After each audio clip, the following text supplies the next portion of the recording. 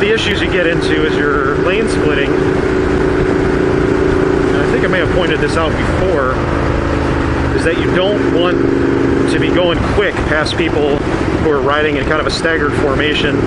You want to be wary of anybody that's using their brakes a lot, using the gas a lot, tailgating, anybody that's kind of weaving around in their lane. And you just have to be really careful. There was a guy on a Hayabusa who was in between the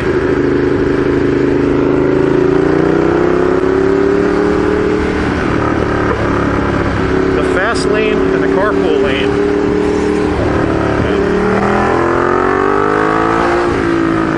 Doing shit like I just did.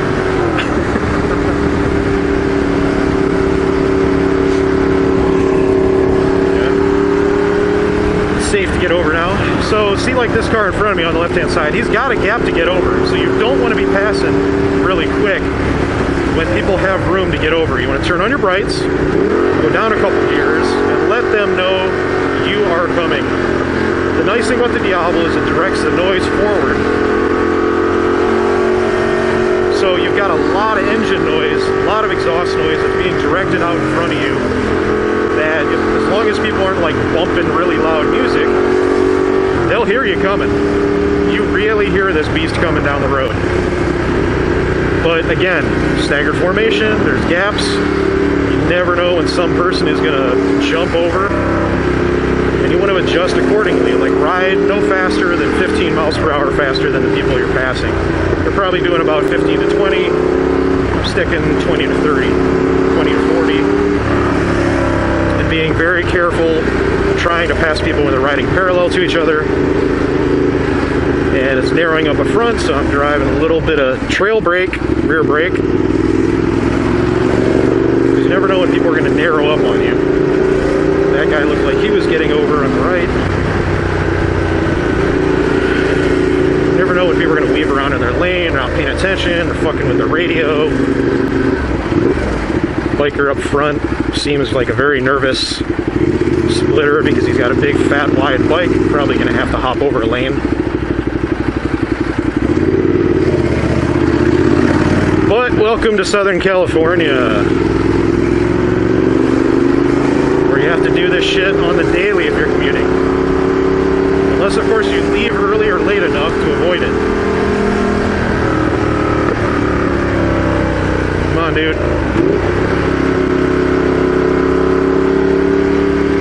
Pass you on the right or what?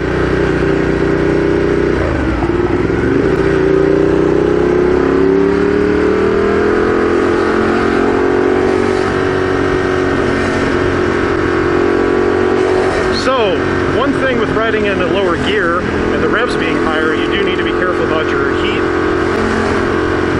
If you've got a bike that tends to run hot, take that into account.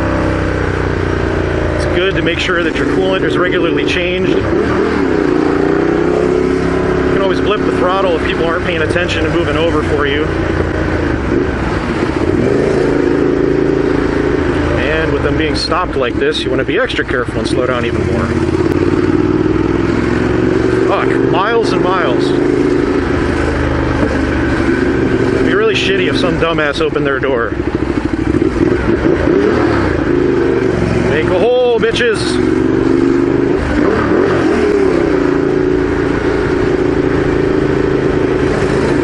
Oh, and up ahead, see that person hopping over? That's why you want to watch. Don't ride real fast. So the guy in the Hayabusa was passing in between the carpool lane and the fast lane in this striped area. That's basically a no passing zone, no change lane zone. Do not be in this area. He was going 80 miles per hour, traffic was going 40, which is extra dangerous because that means that the people you're passing, like in this situation, if I were to hit somebody, everybody's pretty much already stopped. I'm not going to get run over. But him going 80 miles per hour, he slammed into the back of a pickup truck that hopped across that striped area, not paying attention, not seeing him coming, not expecting somebody going 40 miles per hour faster than the traffic. And yeah, the pickup truck was at fault, but he was also at fault for essentially, well, he was speeding. I mean, at 65 miles per hour on most of the freeways. So he was speeding. He would definitely be at, well, I don't know if he'd be at more fault. I'd have to ask my wife, the lawyer, about this. But they were both at fault because they both broke the law. The car driver, the pickup truck driver, by crossing lanes illegally, the biker by speeding. So anyway, he slams into the back of the pickup truck. If you think about a motorcycle doing 40 miles per hour and slamming into the back of a pickup truck, that's basically what happened. But because traffic was moving at 40 miles per hour, he was then ejected from his bike and run over by a semi. He died on the scene. It's a fucked up situation when any biker dies like that, when anybody dies on the road. But when you're riding a motorcycle, you have an extra responsibility to yourself and your loved ones to make wise decisions on the street so that you come home at the end of the day. So people, if you're gonna lane split, be smart about it. I hope you get some ideas watching this. This on the left, that's fucking dangerous. That always makes me nervous when there's a big gap. That's why I keep my brights on. So I've got that extra little chance in hell of somebody checking their mirror and seeing me coming. But when you're running over these little reflectors, they can throw your tires around a little bit and screw with your suspension. So you just want to be confident over them. You don't want to ride them and be constantly bumping on them. But you also don't want to be getting nervous and stiffening up your body. You want to keep your arms loose. And we're almost getting up to the speed limit. We're doing about 50. Traffic's probably doing 45, 40. Once I get up to 65, I basically stop splitting. If you're speeding to split, you're breaking the law. Now in California, lane splitting, sharing, filtering is legal, but they have a kind of a general guideline. The rule is that you're not supposed to split faster than 15 miles per hour over the traffic you're splitting. But there's no real guideline that is enforced for the speed at which you can legally split. Obviously, you're not allowed to speed in order to split, so you shouldn't be filtering through, say, 50 mile per hour traffic at 70 miles per hour. That's breaking the law. You're going to get a ticket. You cannot split, like the Hayabusa guy was talking about, you cannot split where there are lanes that are blocked off or marked off with stripes. Be extra careful here. It's getting a little narrow and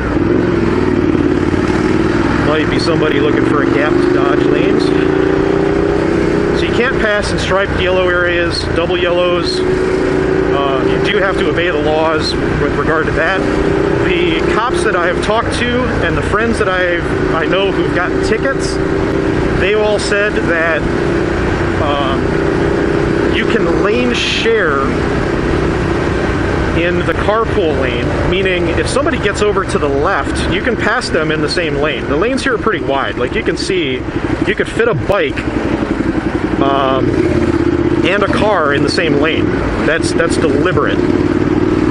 They make the roads extra wide so that emergency vehicles, motorcycles, and the like can get through.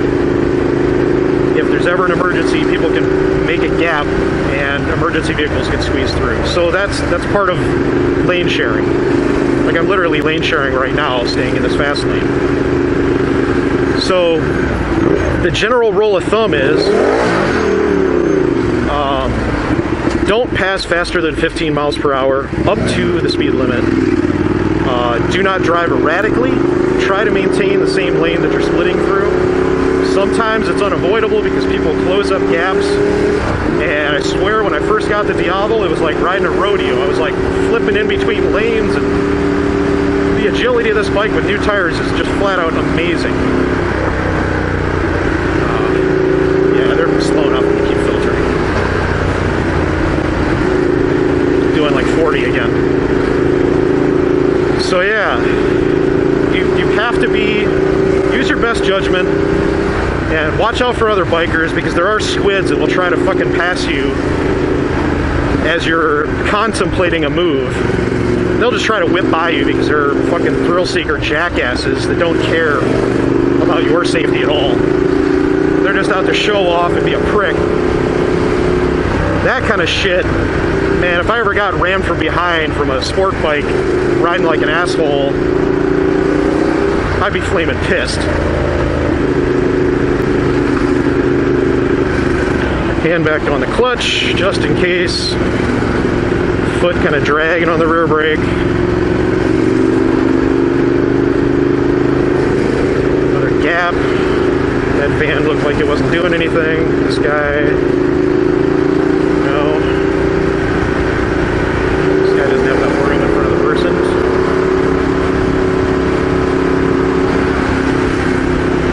Oh, it is kind of an adrenaline rush doing this shit, but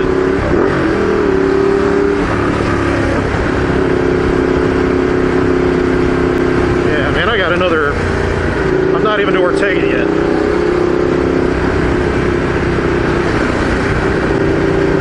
Ortega is like, see, gotta watch out for these people.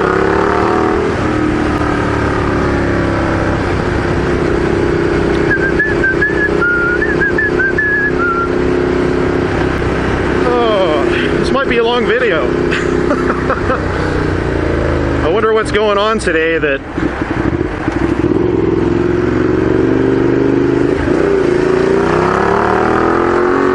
people are backing up traffic so fucking bad. Both directions. I mean, what the hell? A nuke go off? Probably shouldn't need a joke about that, but come on. I don't see the reason for this. Why? Why? Somebody die? What's the point of this? And by the time I get to the front of this, there's going to be nothing going on.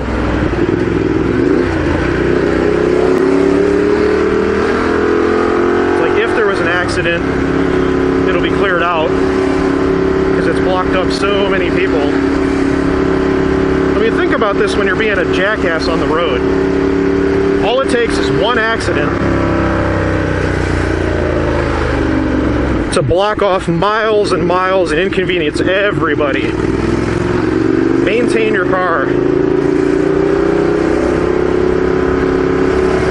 If you have a tire blowout on the road, it's probably because you're a moron and let it wear down too low.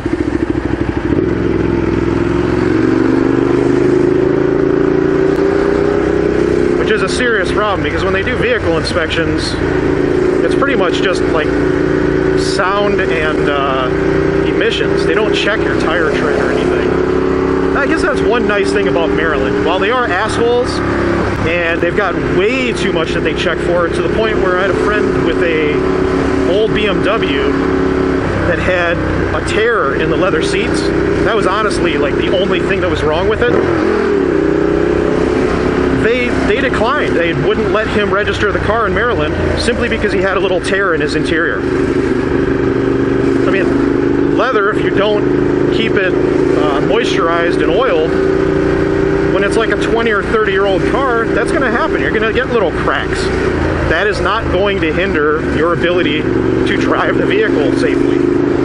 But Maryland, because they're a bunch of psychos and micromanage their legal system, try to charge the shit out of everybody. I mean, their registration fees were going to be as much or more expensive than California. Go think about that. The registration out here was like $250 a year for a motorcycle. At least for the Ducatis I've got.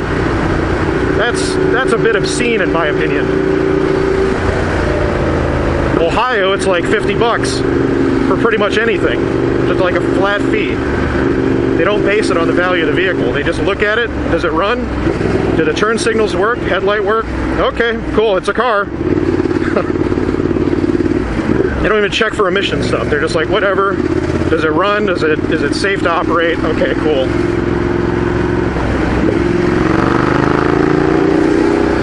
ride in an urban mode, it's pretty smooth and sedate, safe. Lets me make more mistakes with the throttle and smooths it out for me, so I don't have to worry about any goofiness. Lets me focus on the traffic ahead.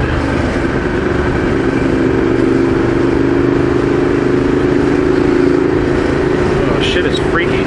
Cars in your peripheral vision flying by does weird things.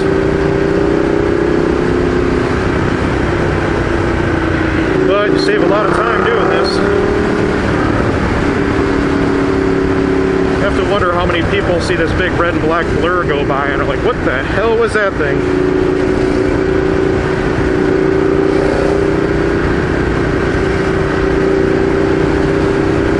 They go take a beer, chug a pint, take a nap.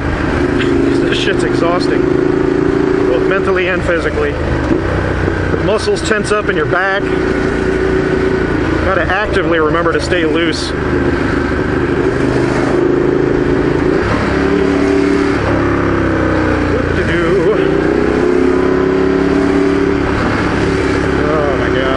Being in a car in this. I guess if you had some chill music, you could like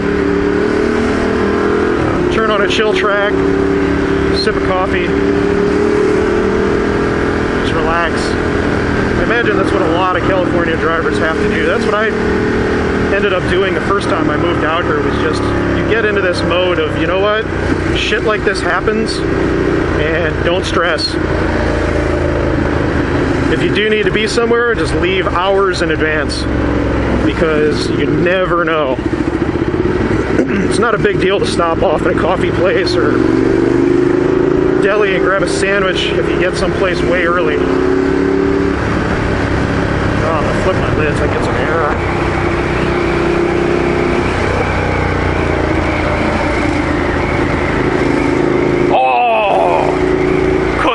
Up ahead.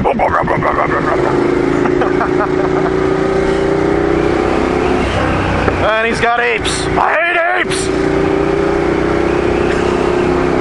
They look stupid. Your arms are above your shoulders. You better be fucking laying down on that bike. You better be in race mode. Which, and if that were the case, your arms would still be below your body, because you'd be using clip-ons.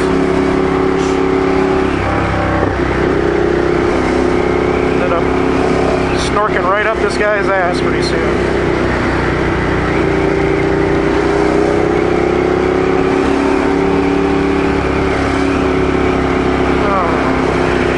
Fumes haven't been too bad. I think the wind from the coast is keeping the air fresh.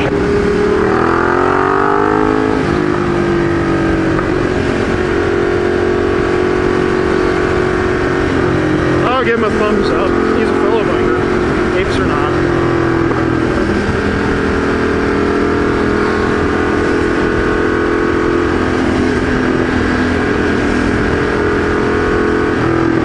What's this guy?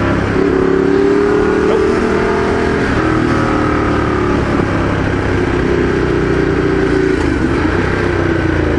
Interesting bike.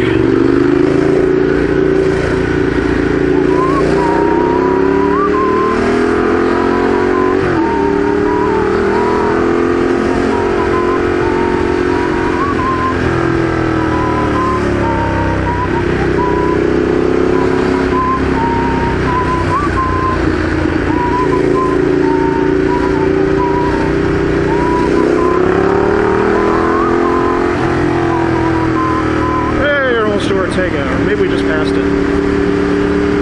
But damn, we're still doing 40 miles per hour, guys. It wasn't an earthquake or something, was there? Big fucking rift in the road? Everybody's being detoured? Come on. Gotta be something impressive that happened to block all this up.